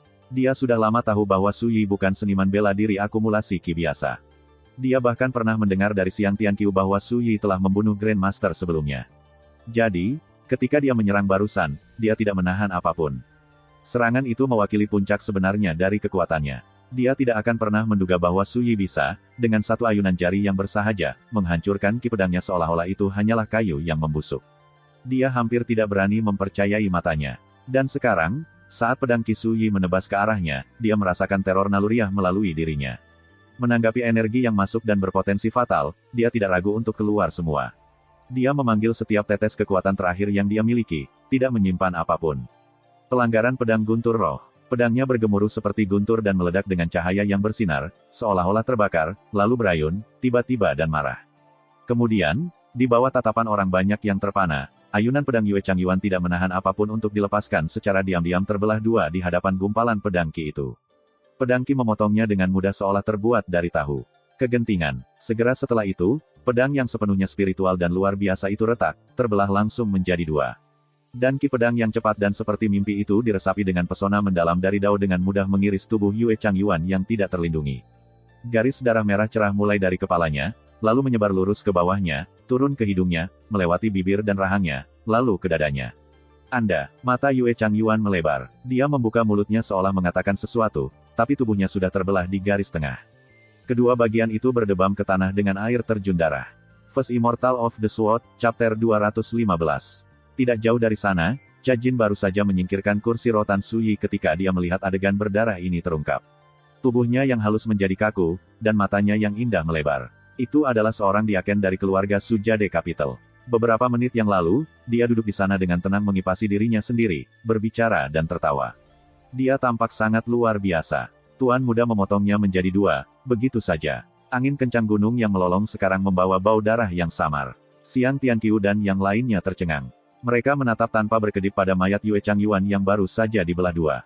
Sepertinya mereka tidak bisa mempercayai mata mereka, kejutan itu terlalu berlebihan.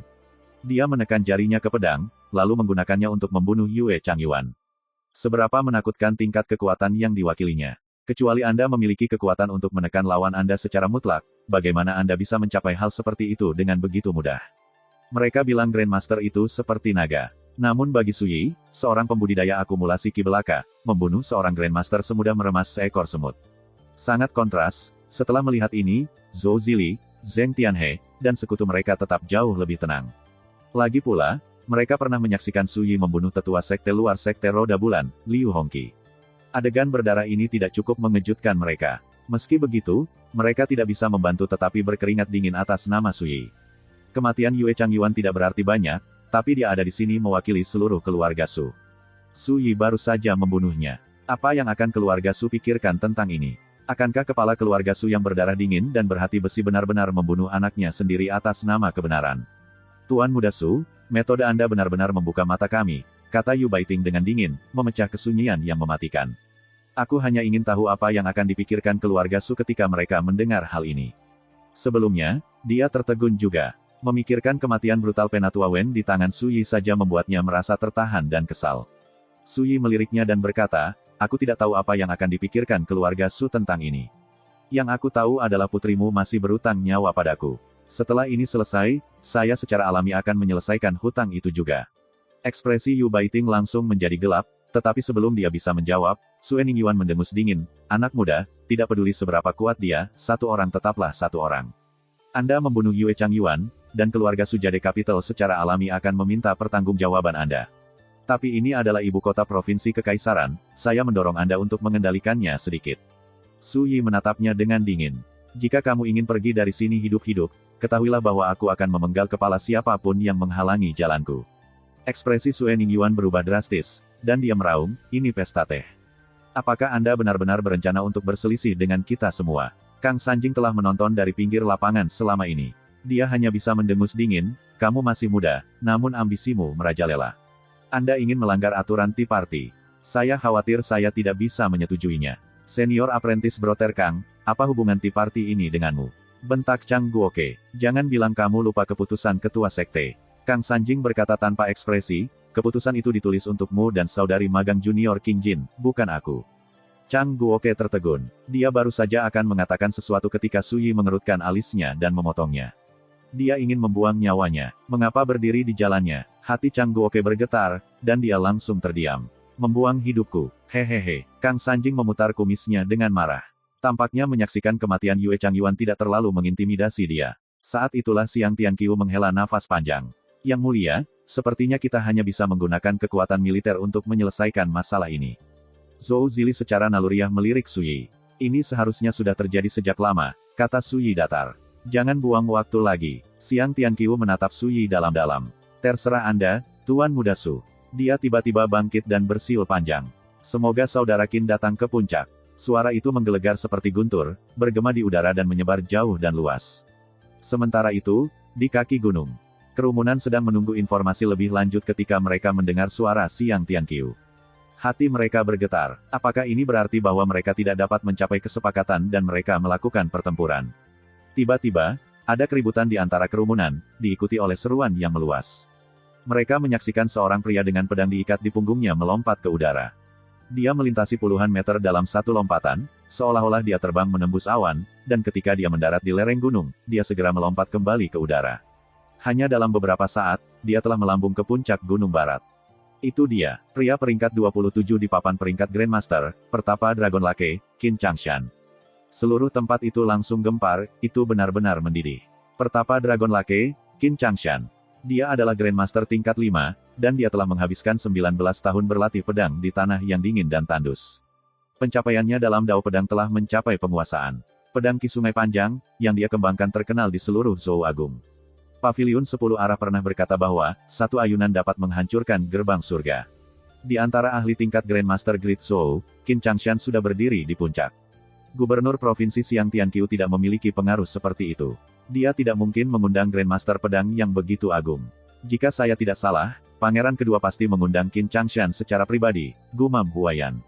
Tidak heran analisis Paviliun 10 arah menunjukkan bahwa pangeran ke-6 pasti kalah. Qin Changshan sendiri yang bisa menyapu seluruh barisan pangeran ke-6, desah Paman Ying. Setiap Grandmaster tingkat kelima lebih kuat dari yang berikutnya. Di Provinsi Imperatorial, bahkan Grandmaster tingkat pertama dan kedua adalah orang-orang hebat, para ahli yang menjulang tinggi di zaman mereka. Adapun Grandmaster tingkat ketiga, bahkan Gubernur Provinsi Xiang Tianqiu harus memperlakukan mereka dengan hormat. Tidak ada yang berani memperlakukan mereka dengan buruk. Tapi Qin Changshan adalah Grandmaster tingkat kelima. Selanjutnya, dia berada di dekat puncak bahkan di antara yang lain levelnya, krim tanaman. Setengah tahun yang lalu, dia berjuang untuk mencapai posisi ke-27 di papan peringkat Grandmaster Agung Zhou. Berapa banyak Grandmaster yang ada di luar sana? Siapapun yang mampu masuk ke 30 papan peringkat teratas sudah menjadi salah satu Grandmaster terkuat. Dari sini, jelas betapa menakutkannya Qin Changshan. Setelah keheningan singkat, Huayan berkata dengan lembut, jika Sui kalah dari seseorang setingkat Qin Changshan, dia akan menjadi mulia bahkan dalam kekalahan. Jangan lupa bahwa Sui masih seorang pemuda di alam akumulasi Qi, dia baru berusia 17 tahun. Bahkan jika dia kalah hari ini, pencapaiannya di masa depan pasti akan melebihi pencapaian Qin Changshan. Meskipun dia mengatakan ini, kata-katanya menjelaskan bahwa dia tidak terlalu memikirkan peluang Sui jika dia melawan Qin Changshan. Analisis rasional. Paman Ying mengangguk setuju. Ini terlihat agak buruk. Sementara itu, di bagian lain dari kerumunan, alis Yuan Wutong terjalin erat. Dia adalah sosok yang tinggi dan gagah berani, dia tentu saja pernah mendengar nama Qin Changshan sebelumnya. Tidak berlebihan untuk mengatakan bahwa, jika dia menghadapi Qin Changshan, bahkan dia harus menundukkan kepalanya. Dia tidak akan berani menunjukkan rasa tidak hormat sedikit pun. Mereka yang unggul layak untuk memimpin. Grandmaster tingkat kelima adalah keberadaan puncak di bawah tingkat leluhur bela diri Xiantian. Mereka cukup kuat untuk menggerakkan seluruh bangsa. Di dalam ibu kota provinsi kekaisaran, seseorang dari levelnya adalah hegemon di antara para Grandmaster. Grandmaster tingkat kelima mungkin menakutkan, tetapi Tuan Su juga bukan orang biasa. Saya yakin dia tidak akan gagal menyelesaikan masalah ini, kata Yuan Luoxi dengan tegas. Yuan Wutong tertegun. Kemudian, dia tidak bisa tidak mengejek dirinya sendiri. Itu benar, semakin tua usia Anda, semakin pengecut Anda jadinya.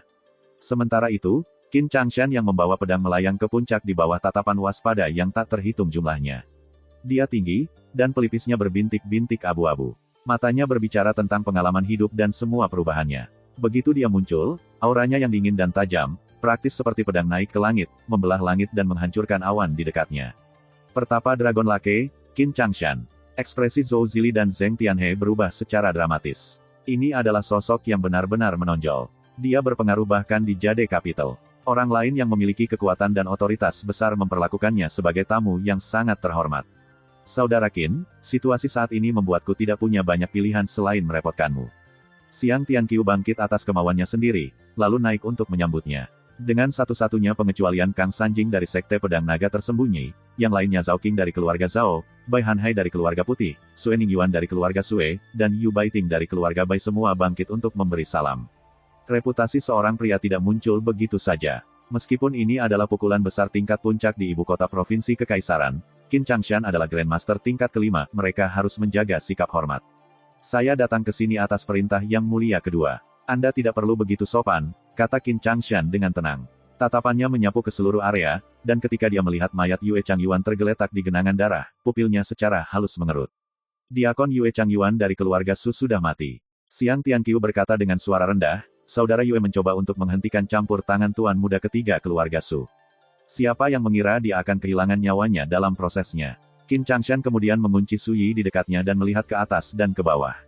Akhirnya, dia berkata dengan persetujuan, kamu berada di tahap akhir akumulasi Qi, namun kamu membunuh Grandmaster Yue Chang Yuan tingkat kedua.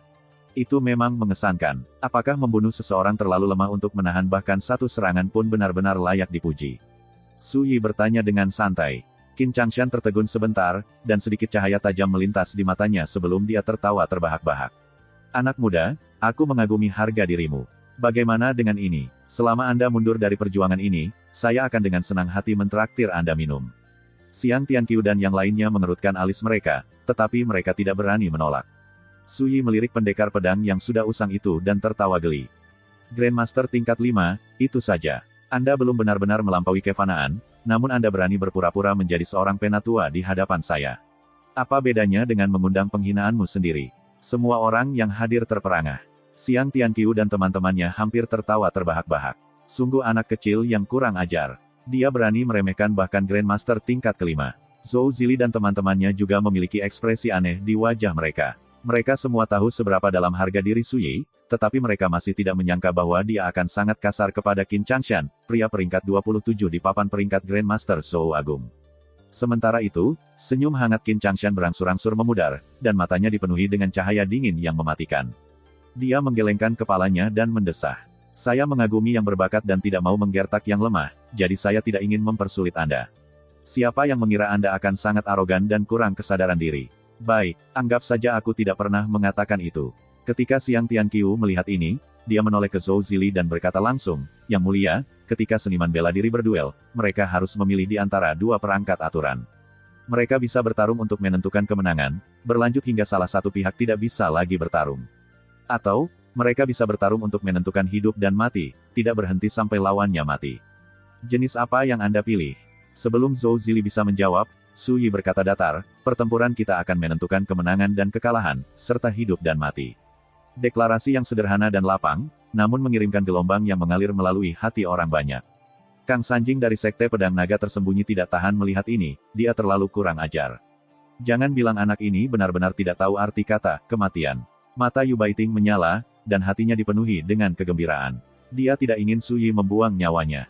Hati Zhou Zili mengepal, dan dia baru saja akan mendesak Su Yi untuk tidak melakukan ini ketika Qin Changshan mengangkat kepalanya dan tertawa. Tawanya menggelegar seperti guntur, bergema di seluruh awan. Kamu masih sangat muda, namun tidak takut mati. Sebagai kultivator pedang, sudah sepantasnya aku menemanimu. First Immortal of the Sword, Chapter 216. Tawa gagah berani Qin Changshan bergema di seluruh langit dan bumi. Tanpa kecuali, tokoh terkemuka dari 6 prefektur provinsi kekaisaran yang berkumpul di kaki gunung tersentak. Siapa yang tidak tahu bahwa Qin Changshan, Grandmaster tingkat 5, akan melawan pemuda itu, Su Yi. Seluruh tempat itu langsung menjadi gempar ketika semua orang menjulurkan leher mereka untuk melihat ke puncak gunung. Sayangnya, gunung barat tingginya 3.000 kaki. Bahkan Grandmaster tidak bisa melihat pemandangan di atas dengan jelas dengan mata telanjang. Sementara itu, rombongan yang berkumpul di puncak membersihkan ruang kosong. Terlepas dari apakah mereka memihak Xiang Tianqiu atau Zhou Zili, tatapan semua orang tertuju pada Qin Changshan dan Su Yi. Yang pertama adalah ahli tingkat atas dari Great Zhou, pria yang berada di peringkat 27 di papan peringkat Grandmaster Great Zhou, sebuah hegemon di antara mereka yang berkultivasi serupa. Yang terakhir adalah seorang pemuda yang masih berada di Qi Accumulation Realm, yang memiliki kekuatan tempur yang mengerikan yang cukup untuk membunuh Grandmaster tingkat kedua. Duel yang akan terjadi tidak diragukan lagi langka dan tidak biasa. Tidak peduli hasilnya, itu pasti akan tercatat dalam sejarah. Dentang, pedang berselubung di punggung Qin Changshan bersenandung dan terbang ke udara. Dia menangkapnya dengan mudah dengan tangan kanannya. Itu adalah pedang kuno dengan bilah sehitam tinta. Pedang ini disebut, Yang Mulia Gunung, dan itu diberikan kepadaku oleh seorang dewa duniawi. Beratnya 317 kati, dan ditempa dengan 33 jenis bahan spiritual tingkat 4. Ia menemaniku sejak tadi. Saya telah menggunakannya untuk membunuh lebih dari 1000 musuh, dan itu tidak pernah mengecewakan saya. Ketika dia melihat pedang kuno hitam pekatnya, tatapan Qin Changshan lembut, dan nadanya santai. Dia tinggi dan kokoh, dengan pelipis yang mulai beruban. Sekarang, berdiri di sana dengan pedang di tangan, energinya meledak dan niat pedangnya berubah menjadi cahaya dan bayangan dari kekuatan astral, lebih jauh mengimbangi kehebatannya. Ledakan, gelombang niat pedang yang mengerikan menyapu seperti air pasang, menyebar dengan Qin Changshan di tengahnya. Itu menakutkan dan menindas, sedemikian rupa sehingga bahkan para penonton tidak bisa membantu tetapi mundur. Ini adalah kekuatan Grandmaster tingkat kelima. Jurang di antara kita seluas jarak antara awan dan tanah. Tidak heran paviliun 10 arah berbicara begitu tinggi tentang pedang sungai panjang. Tidak heran mereka mengatakan itu bisa menghancurkan gerbang surga. Grandmaster pedang peringkat 27 di papan peringkat Grandmaster benar-benar sesuai dengan reputasinya. Grandmaster lain yang hadir semuanya tercengang. Mereka merasakan kejutan sekaligus kerinduan. Bahkan Kang Sanjing, Chang Guoke, dan yang lainnya dari sekte pedang naga tersembunyi. Mereka juga terlihat sangat terkejut. Niat pedang Qin Changsan begitu murni dan kuat sehingga bahkan mereka merasa tertekan. Ketika saya membunuh musuh saya tidak pernah menyerang lebih dari 3 kali. Anak muda, saya akan memberi Anda kesempatan, selama Anda dapat memblokir bahkan 1 serangan, saya akan membiarkan Anda mati dengan mayat utuh. Pakaian Qin Changshan berkibar tertiup angin, dan matanya tampak berderak karena kilat dingin saat dia menatap Su Yi. Hah, Su Yi tersenyum. Baik, karena Anda menyebut diri Anda seorang pembudidaya pedang, saya akan membiarkan Anda menyaksikan dao pedang yang sebenarnya.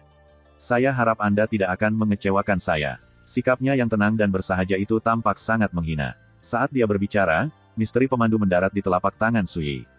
Bilah biru pucat bersinar dengan kilau seperti riak, nyaris ilusi. Kehadiran Su Yi diredam. Tidak ada yang akan menggambarkan sikapnya sebagai mengejutkan atau kuat. Namun, sikapnya yang tidak terikat dan transenden bahkan memaksa Xiang Tianqiu dan sekutunya untuk mengakuinya. Su Yi berani menghadapi keberadaan seperti Qin Changshan secara langsung bahkan dengan kultivasi alam akumulasi Qi-nya. Dia benar-benar luar biasa. Pedang pertama, ombak menerjang pantai. Tatapan Qin Changshan membeku, dan dia melangkah maju. Mountain's Eminence mengiris udara, dan seberkas pedang Qi hitam pekat melolong di udara. Itu seperti sungai yang luas dan mengesankan yang mengalir dari semua sisi dan mengalir deras ke arah Su Yi. Mantra pedang 10.000 arus. Ini adalah seni bela diri pamungkas yang membuat Qin Changshan terkenal. Itu adalah seni bela diri tingkat surga tingkat atas. Ketika dia melepaskannya, itu seperti sungai ilahi yang menerobos bendungan atau busur yang menembus langit. Saat pedang menebas, gumpalan awan di dekatnya berguncang dan menyebar. Tanpa kecuali, mereka yang hadir tercengang. Dan di mata orang-orang yang berkumpul di kaki gunung, tontonan ajaib terbentang. Itu seperti sungai bintang yang turun ke bumi, membelah lautan awan. Mereka bahkan bisa mendengar deburan arus deras. Itu adalah sungai yang terbentuk dari garis-garis niat pedang yang tak terhitung jumlahnya, masing-masing garis cukup untuk memotong logam. Mereka berkumpul bersama dan menyapu sebagai arus yang luas dan mengesankan. Serangan ini saja adalah tampilan penuh dari bantalan tak tertandingi dari Grandmaster tingkat kelima. Tetapi bahkan dalam menghadapi serangan ini, Su Yi tetap tenang. Dia dengan santai mengayunkan guiding misteris. Serangannya terlihat sederhana dan bersahaja, tetapi dengan ahli menghindari bahaya. Saat terbang di udara, ia membawa jejak yang jelas dari pesona Dao yang mendalam. Serangan ini disebut, membelah pegunungan dan lautan. Saya memiliki pedang untuk membelah gunung dan lautan. Suara mendesing. Jika Anda mengatakan pedang Qin Changshan seperti sungai besar, maka pedang Su Yi seperti gumpalan cahaya yang menantang angin dan ombak. Itu terlihat sangat halus, namun dengan gagah berani maju dengan pesona yang tidak bisa dihancurkan.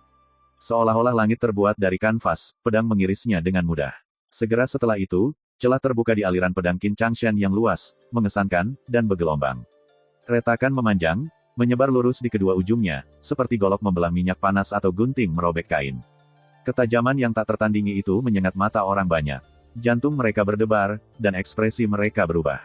Mereka semua bertanya-tanya hal yang sama, bagaimana Ki pedang bocah itu bisa begitu agresif. Semua orang yang menonton bertanya-tanya hal yang sama. Itu benar-benar tidak bisa dipercaya. Dia hanya seorang pemuda di alam akumulasi Qi, namun Ki pedangnya begitu tajam dan lalim, seolah-olah tidak ada yang bisa menghalangi jalannya. Qin Changshan menyerang dengan kekuatan sungai besar yang menembus bendungan, namun tebasan Su Yi menghancurkan serangannya, begitu saja. Siapa yang berani percaya hal seperti itu? Ledakan mengejutkan menyusul, bergema di udara. Suara itu memekakkan telinga. Ketika gelombang pedang Qi menyebar, itu meratakan bebatuan dan vegetasi di dekatnya. Udara itu sendiri bergetar dan meraung dengan gelisah. Bagus sekali. Qin Changshan menarik napas dalam-dalam, matanya tampak menyala dan rambut serta kumisnya berkibar tertiup angin. Sekuat dirinya, ketika dia melihat kekuatan serangan Su Yi yang tak terhindarkan, dia tertegun. Dia tidak ragu, auranya naik dan meluas, dan dia mengayunkan Mountain's Eminence sekali lagi. Pedang kedua, 1000 arus menembus langit. Puncak gunung mendidih dengan niat pedang. Ketika pedang itu diayunkan, roh, pikiran, dan energi Qin Changshan benar-benar menyatu dengan ki pedangnya. Pedang hitamnya yang seperti tinta tampaknya menarik sungai yang tak terhitung jumlahnya, menutupi langit dan bumi dan membentuk hamparan yang luas dan megah. Tampaknya benar-benar menyelimuti seluruh area. Ini adalah 1000 arus menembus langit. Rumor mengatakan bahwa Qin Changshan pernah menghancurkan seluruh gunung, dan lebih jauh lagi, bahwa dia telah melakukannya dengan serangan despotik yang sangat tiada taranya ini. Ini akhirnya menjadi sedikit menarik. Sedikit semangat juang yang lama tidak aktif bersinar di kedalaman tatapan Su Yi. Serangan ini membuatnya merasakan ancaman yang akan datang, dan kulitnya merinding. Dia harus mengakuinya, pada kultivasinya saat ini, masih ada celah antara dia dan pembudidaya pedang Grandmaster tingkat 5. Tetapi kultivasi hanyalah kultivasi. Itu tidak bisa mewakili kekuatan sejati seseorang. Ini terutama benar di 4 alam martial Dao. Pembudidaya martial Dao pada akhirnya masih manusia biasa. Mereka tidak memiliki kekuatan seorang kultivator sejati. Pencapaian yang cukup kuat dalam Dao of the Sword bisa menutupi kekurangan dalam kultivasinya. Ini berlaku untuk pembudidaya biasa, apalagi Su Yi. Su Yi berada di alam akumulasi Qi, tetapi dia telah mencapai kebangkitan spiritual penuh dari titik akupuntur, dan saat membuka meridian tersembunyinya, dia memicu fenomena langit yang aneh dan belum pernah terjadi sebelumnya. Dia bahkan telah meredam kekuatan astral Dao Force yang unik dan belum pernah terjadi sebelumnya. Seberapa menakutkan fondasinya, akal sehat sudah lama menjadi tidak cukup untuk menilai dia. Bahkan pada tahap paling awal dari akumulasi Qi, dia bisa bertahan melawan Flame Beast Crimson Jade tingkat 9, makhluk yang setara dengan Grandmaster tingkat 5, apalagi sekarang. Para penonton menyaksikan, sosok Su Yi yang tinggi dan kurus tiba-tiba meledak dengan aura yang tajam dan kuat. Energinya melonjak sampai ke awan, seperti pedang yang menembus langit. Temperamennya yang tenang dan tenang langsung berubah. Sekarang tak tertandingi dalam ketajamannya. Seperti pedang yang abadi, mengaktifkan, kekuatan astral melilitnya seperti sekumpulan ikan saat misteri pemandu menembus ke depan. Pada saat itu, seolah-olah kembang api yang tak terhitung jumlahnya meledak. Bintik cahaya yang tak terhitung jumlahnya tersebar dan tersebar seperti bintang, membentuk jaring yang tampaknya tak terhindarkan. Pedangku mengembara ke 10 penjuru, dari kubah biru surga hingga mata air kuning di bawah. Inti dari pemogokan ini adalah bahwa, tidak ada tempat yang tidak dapat dijangkau. Bang, bang, bang, semua penonton melihat adalah hamparan putih yang luas. Mereka tidak bisa melihat apa-apa dengan jelas, tetapi ledakan dan benturan yang teredam datang dengan cepat, seperti ketukan gendang yang intens, membuat jantung mereka berdebar kencang dan rambut mereka berdiri. Adapun mereka yang menonton dari kaki gunung, mereka melihat arus pedang Qi yang menderu-deru mengalir seperti sungai dan menyelimuti langit dan bumi, tetapi sebelum itu bahkan dapat mengungkapkan kekuatannya, seberkas cahaya pedang yang tak terhitung jumlahnya menghantamnya. Cahaya pedang itu menyilaukan seperti bintang-bintang, tetapi memancarkan niat membunuh yang keras. Yang mengejutkan, ia mengukir arus besar pedang Qi menjadi beberapa bagian, mengganggu alirannya dan menyebarkannya. Pemandangan ajaib ini membuat siapa tahu berapa banyak orang terbelalak dan lidah ternganga. Sementara itu, di puncak gunung, di tengah turbulensi, Su Yi berdiri di tempatnya, seperti batu besar yang tak tergoyahkan. Ketika dia melihat bahwa Su Yi telah memblokir serangannya, bahkan Qin Changshan tercengang, dan alisnya berkerut. Dia sekarang terlihat sangat serius. Apakah tingkat pencapaian dalam Dao Pedang ini mungkin terjadi di alam akumulasi Qi? Terlepas dari kebingungannya, Qin Changshan memenuhi reputasinya sebagai hegemon di antara para Grandmaster, seorang pria yang sudah lama terbiasa dengan pembantaian. Dia tetap tenang bahkan dalam menghadapi hal yang tak terduga, dan dia mengerahkan seluruh kekuatannya untuk serangan ketiganya. Ledakan, niat pedang membanjiri, berasal dari Qin Changshan. Semua itu melonjak ke pedangnya. Seperti sungai yang mengalir ke laut, semua yang dia kumpulkan di satu tempat. Ini adalah serangan terakhir dari mantra pedang 10.000 arus. Qin Changshan telah mengasah pemogokan ini selama bertahun-tahun sebelum mencapai penguasaan atasnya. Ketika serangan ini muncul, puncak gunung barat tampak berubah menjadi lautan tanpa batas. Gelombang ganas menyapu puncak, melonjak dan menyebar ke segala arah. Kang Sanjing dan yang lainnya tidak bisa lagi tetap duduk. Mereka tidak punya pilihan selain melarikan diri karena takut niat pedang menyapu akan menyerang mereka juga. Adapun yang lain, mereka sudah lama melarikan diri jauh. Mereka bahkan tidak punya pilihan selain memanggil kultivasi mereka untuk melawan dan menyebarkan ki pedang gelombang yang menyebar. Jika ada seniman bela diri lain yang berdiri di sana, mereka pasti sudah lama jatuh, terbunuh di tempat. Ini adalah kekuatan menakutkan dari Grandmaster tingkat kelima. Serangan inilah yang menurut Paviliun 10 arah dapat menghancurkan gerbang surga. Pada waktu yang hampir bersamaan, Su Yi dengan tenang mengetukkan jari tangan kirinya ke tubuh pedangnya. Guiding misteris bersenandung, lalu tiba-tiba menyerang. Bulan purnama yang bersinar dan tidak jelas tampak muncul dalam bidang pandang orang banyak, menerangi lautan niat pedang. Itu berkabut dan halus, namun indah dan mempesona untuk dilihat. Segera setelah itu, matahari yang agung meledak, memancarkan cahaya yang kuat dan menerangi seluruh lautan awan. Bulan dan matahari saling menemani. Yang satu adalah Yin, yang lainnya Yang. Bersama-sama, mereka menghasilkan tontonan yang luar biasa, mengguncang para penonton menjadi keheningan yang tercengang. Aku punya pedang untuk mencabut bulan dan bintang. Semua cahaya surga ada di genggamanku.